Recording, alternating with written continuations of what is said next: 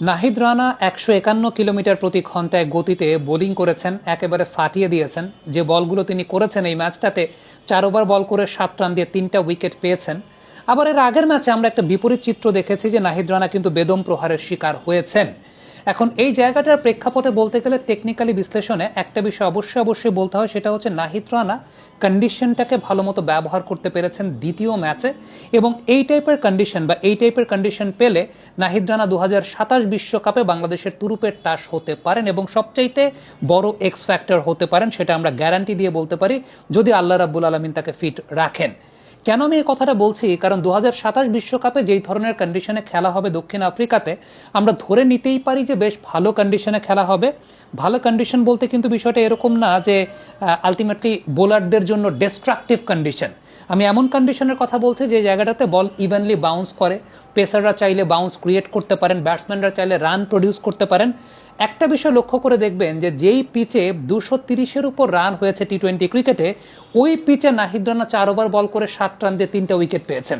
Even আমরা যদি বাংলাদেশ এবং পাকিস্তানের মধ্যকার প্রথম ওয়ানডে ম্যাচটা চিন্তা করি, যে পিচটায় খেলা হয়েছে বাংলাদেশ ১৩-১৪ ওভারের মধ্যেই মোটামুটি ১১৪ রান চেজ করে ফেলেছে, ওই পিচে নাহিদ রানা আগুন ঝরিয়েছেন। একটা কমন বিষয় বলতে হবে, সেটা হচ্ছে নাহিদ রানার যে স্টক লেন্থটা সেটা হচ্ছে শর্ট অফ দ্য লেন্থের যে ওই জায়গাটা, ওই লেন্থ থেকে নাহিদ রানা বাউন্সটা প্রডিউস করতে পারেন ভালো পিচে। অর্থাৎ ভালো পিচে তিনি তার পেসটাকে খুব ভালো ব্যবহার করতে পারেন। এটা খুবই টেকনিক্যাল একটা ফ্যাক্ট। আমি আপনাকে এক্সাম্পল দিয়ে দেখাচ্ছি, দুপাশে দুটো ভিডিও আমি আপনাদেরকে চালাবো, খেয়াল করে দেখবেন। একই লেন্থে নাহিদ রানা দুটা ম্যাচে বোলিং করছেন, তবে একটা ম্যাচে তার বল হাইট পাচ্ছে ব্যাটসম্যানের কোমর কিংবা শোল্ডারের নিচে, আরেকটা ম্যাচে হাইট পাচ্ছে একেবারে শোল্ডারের উপর দিয়ে সাই করে বেরিয়ে যাচ্ছে। এটার কারণটা কি? এটার কারণটা হচ্ছে ওই যে ম্যাচটাতে দেখছেন যে কুশাল পেরেরার কাছে তিনি ছক্কা খাচ্ছেন বা চার খাচ্ছেন, এই ম্যাচটাতে উইকেট বা কন্ডিশনটা ওইরকম সাপোর্ট দেয় নাই। ওই টাইপের কন্ডিশনে আসলে একটু কাটার নির্ভর বোলিং আসলে খুব গুরুত্বপূর্ণ।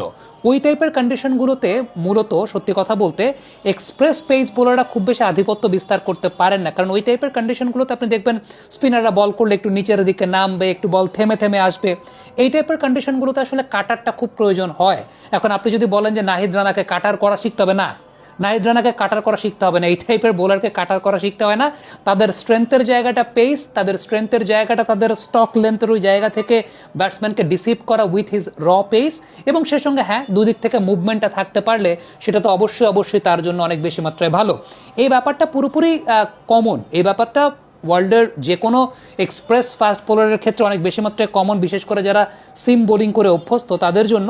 সো এই জায়গাটা আমার কাছে মনে হয় না যে কারোর কোনো কিছুর ইনক্লুশনের দরকার আছে বা কারোর কোনো কিছুর জায়গা আছে পরিবর্তন করার। আমার কাছে মনে হয় it's up to the team management, তাদের ডিসিশন নেওয়া উইকেট দেখে যে কোন কন্ডিশনটাতে আপনি নাহিদ রানাকে ব্যবহার করলে বা কোন উইকেটে নাহিদ রানাকে ব্যবহার করলে you can get the best out of it, এবং সেই জায়গাটাই আমার কাছে মনে হয় চিন্তা করা উচিত। বাবা, এত এনার্জি কই পাও? এই পাওয়ার চুমুকে অ্যাকশন। মডার্ন ডে ক্রিকেটে মোটামুটি সব জায়গাতেই আমরা যেমনটা দেখি সাদা বলের ক্রিকেটে ভালো সারফেসে খেলা হয়, ভালো উইকেটে খেলা হয়। সো যেহেতু ভালো উইকেটে খেলা হয়, Nahid Rana on maximum surfaces আমার কাছে মনে হয় হি উইল বি এফেক্টিভ। বিশেষ করে ২০২৭ বিশ্বকাপে যখন খেলা হবে ওই কন্ডিশনটাতে নাহিদ রানা বেশ ভালো এফেক্টিভ হবেন। আরও ওই সমস্ত জায়গাতে তো পিচে আরও এক্সট্রা বাউন্স থাকে। আমি কিন্তু এক্সট্রা বাউন্সের কথা বলছি না, পিচে নর্মাল বাউন্স থাকলেই বা পিচে ইভেন বাউন্স থাকলেই নাহিদের যে র পেসটা রয়েছে, সেই র পেসতে Nahid can do anything. Nahid can just outplay any kind of team, যে কোনো টিমকে নাহিদ রানা আউটপ্লেট করে দিতে পারেন, কারণ তার সেই পটেনশিয়ালিটি আছে, তার সেই র পেস আছে।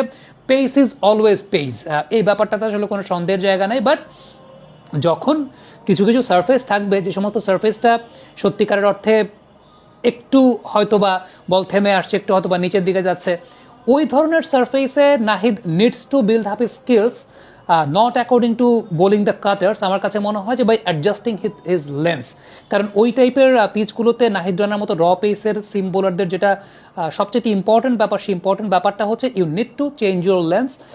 Always you will not be successful by bowling those short deliveries or shorter deliveries. ওই সময়টায় you have to bowl to the hard lens, অর্থাৎ হার্ড লেন্থের ওই জায়গাটাতে আপনাকে বোলিং করতে হবে একটু একটু সামনের দিকে, যেটাকে আমরা test match kind of length যেটাকে আমরা বলি, ওই test match kind of length যেটা টপ অফ দ্য অফ স্টাম্পে গিয়ে হিট করতে পারে, ওই টাইপের লেন্থগুলো হয়তো বা ওই ধরনের কন্ডিশন অনেক বেশি মাত্রায় উপযোগী।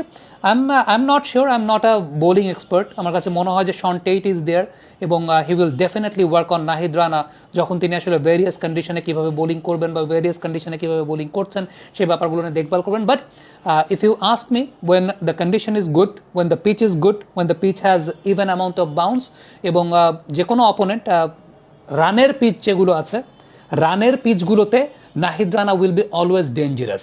So Nahid Rana is that kind of bowler যারা রানের পিচগুলোতে they can just outplay any kind of opponent because of the raw pace. আপনি ওয়ার্ল্ডের যে কোনো এই ধরনের পেস বোলারদেরকে দেখবেন, বিশেষ করে হারিস রফ একটা বিষয়, হারিস রফ অনেকাংশ সময় রান মেশিন হয়, বাট আপনি দেখবেন যে উইকেটগুলোতে আসলে বাউন্সটা খুব ইভেন, যে উইকেটগুলোতে বাউন্সটা আসলে খুব ভালো, যে উইকেটগুলোতে ব্যাটসম্যানরা খুব আরামে হয়তো বা রান তুলতে পারেন, এই টাইপের উইকেটগুলোতে Haris Rauf becomes the game changer by picking up wickets.